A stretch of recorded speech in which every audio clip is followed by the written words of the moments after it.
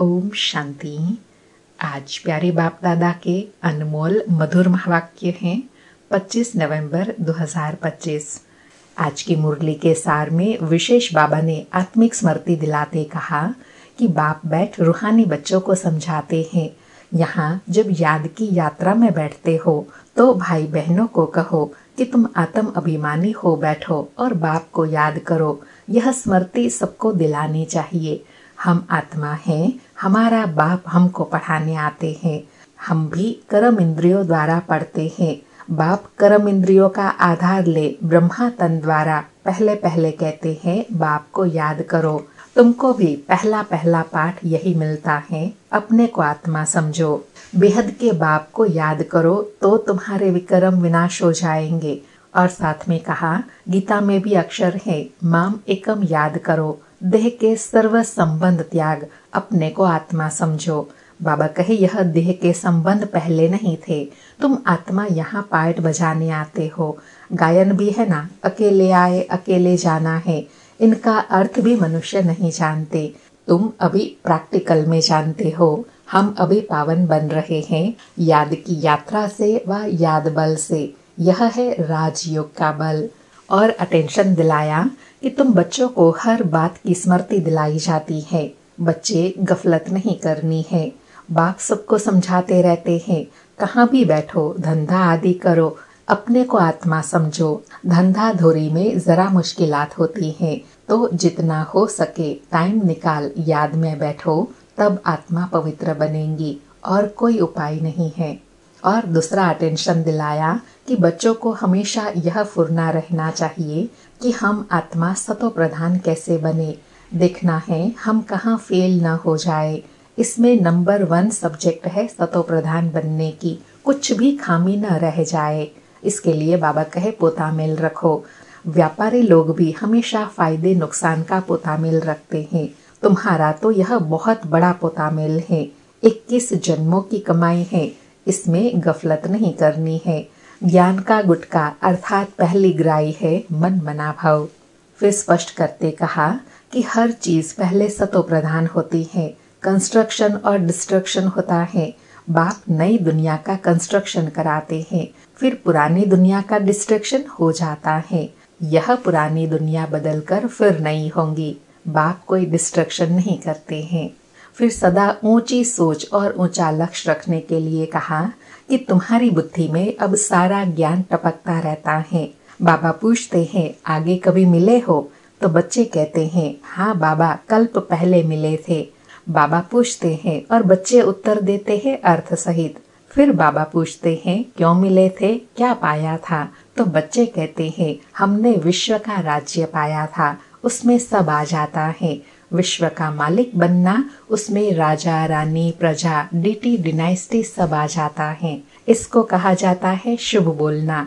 हम तो नर से नारायण बनेंगे ही, कम नहीं। तो बाबा कहेंगे हाँ बच्चे पूरा पुरुषार्थ करो, अपना पोतामेल देखो। इस हालत में अगर हमारा अभी शरीर छूट जाए तो हम क्या पद पाएंगे। और साथ में कहा अपना कल्याण करना है, मियाँ मिट्ठू नहीं बनना है। फिर धारणा के लिए कहा कि अब वापस घर जाना है, पवित्र आत्माएं ही वापस जा सकेंगी, तमो प्रधान आत्माएं तो जा न सके। अभी आत्मा के पंख टूटे हुए हैं, माया ने पतित बनाया है। तमो प्रधान होने के कारण इतना दूर होली प्लेस, पवित्र धाम, पवित्र जगह जा नहीं सकती। अभी बाबा फिर से स्मृति दिलाते हैं, तुम असल परम धाम के रहने वाले हो, यहाँ आए हो पार्ट बजाने। और लास्ट में सेवा के लिए कहा कि बच्चियां लिखती है बाबा फलाने ने लिख कर दिया कि गीता का भगवान परम पिता परमात्मा है। तो बाबा कहे भल ऐसे कहते हैं, परंतु बुद्धि में कोई बैठता नहीं है। अगर समझ जाए कि बाप भगवान आए हैं तो कहे ऐसे बाप से तो हम जाकर मिले, वर्षा लेवे। बाबा कहे निश्चय हो जाता है तो फट से बाबा को चिट्ठी लिखेंगे, बाबा हम आपसे मिलने आते हैं। ऊंचते ऊंच भगवान है तो उनका बने ना, तब कहा जाए बाप को पहचाना है। तो बाबा कहे समझानी भी ऐसी देनी है जो कपाट खुल जाए। सुनते हैं प्यारे बाप दादा के अनमोल मधुर महावाक्य।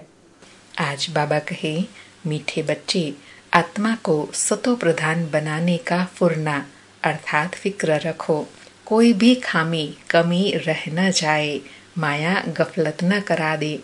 मीठे बच्चे, आत्मा को सतो प्रधान बनाने का फुर्ना रखो, कोई भी खामी कमी रह न जाए, माया गफलत न करा दे। आज मुरली से प्रश्न है, तुम बच्चों के मुख से कौन से शुभ बोल सदा निकलने चाहिए? तुम बच्चों के मुख से कौन से शुभ बोल सदा निकलने चाहिए? उत्तर में बाबा कहे, सदा मुख से यही शुभ बोल निकले कि हम नर से नारायण बनेंगे, कम नहीं, हम ही विश्व के मालिक थे, फिर से बनेंगे, लेकिन यह मंजिल ऊंची है, इसलिए बहुत खबरदार रहना है, अपना पोता मेल देखना है, एम ऑब्जेक्ट को सामने रख पुरुषार्थ करते रहना है, हार्ट फेल नहीं होना है। धारणा के लिए मुख्य सार है, पहला, धंधा आदि करते आत्मा को पावन बनाने के लिए समय निकाल याद की मेहनत करनी है, कोई भी आसुरी काम नहीं करना है।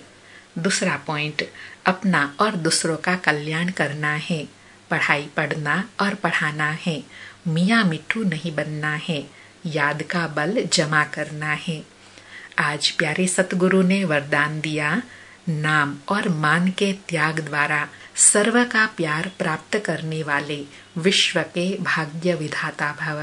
नाम और मान के त्याग द्वारा सर्व का प्यार प्राप्त करने वाले विश्व के भाग्य विधाता भव। स्पष्टीकरण है, जैसे बाप को नाम रूप से न्यारा कहते हैं, लेकिन सबसे अधिक नाम का गायन बाप का है, वैसे ही आप भी अल्पकाल के नाम और मान से न्यारे बनो तो सदा काल के लिए सर्व के प्यारे स्वतः बन जाएंगे। जो नाम मान के भिखारीपन का त्याग करते हैं, वह विश्व के भाग्य विधाता बन जाते हैं।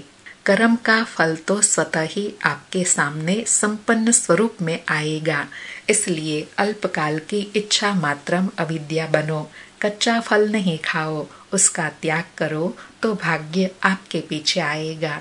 बाबा ने एग्जाम्पल के साथ कितनी ऊंची प्रेरणा दी कि जैसे शिव बाबा का नाम रूप नहीं है, लेकिन सबसे अधिक नाम उनका गाया जाता है, ऐसे बाबा कहे जैसे आप नाम मान का त्याग करेंगे तो सर्व प्राप्तियां ऑटोमेटिकली आपके पीछे आती जाएंगी। इसलिए बाबा कहे अल्पकाल की इच्छा मात्रम अविद्या बनो तो आपका भाग्य आपके पीछे पीछे आएगा।